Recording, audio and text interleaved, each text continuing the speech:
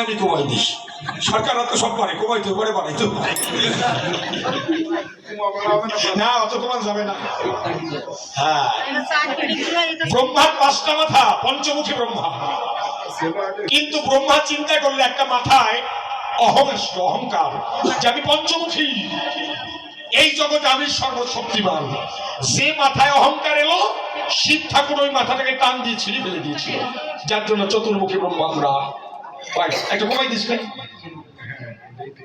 এইবার ভাসতে ভাসতে বিষ্ণুর কাছে গেল, তাই বিষ্ণু আর মাথা ঘুরায় নাই, ঢেউ দিল, ওই সব দেহটা ভাসতে ভাসতে পঞ্চাননের কাছে গেল।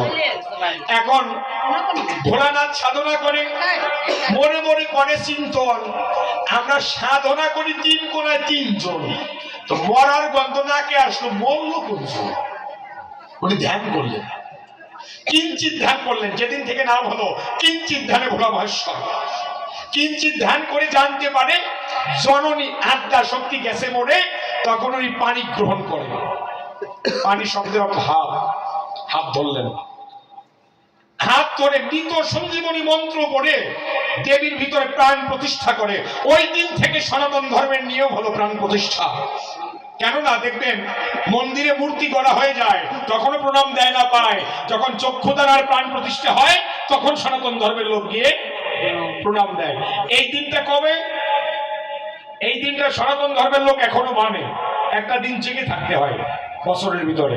মন্ত্রতন্ত্র যারা করে তারা মন্ত্রতন্ত্র জাগায়, আবার যারা গান গায় সারা রাত গান বাজনা নিয়ে রয়। এই তো আশ্বিনে রাম দেবটে কার্তিকে খায়, রাশির দিন কয়। এই দিনে মন্ত্রতন্ত্র জাগালে পরে মন্ত্রে আবার শক্তি ফিরে পায়। কেননা এই দিনে শিব ঠাকুর মৃত সঞ্জীবনী মন্ত্র তৈরি করেছিলেন, দেবীর দেহে প্রাণ প্রতিষ্ঠা করে দেয়। প্রাণ প্রতিষ্ঠা যখন হলো, দেবী তাকিয়ে দেখলো ভোলানাথ হাত ধরা রয়, ডাক দিয়ে ভোলানাথকে কয়, কাজটা করলে কি, হাত ধরলে কেন? সনাতন ধর্মের নিয়ম আছে, কোন পুরুষ যদি কোন নারীর হস্তে ধরে তাকে বিয়ে করতে হয়।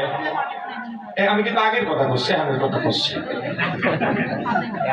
এখন ওরে বাবা, বিয়ে সে কায়দায় হাত বাতাইলে মেলায় যায়। তবে করোনা কয় বছর ছিল, আর যদি কয় বছর থাকতো হাত ধরা আসতো না। দূরে কবি আই ভালো ছড়িয়ে যা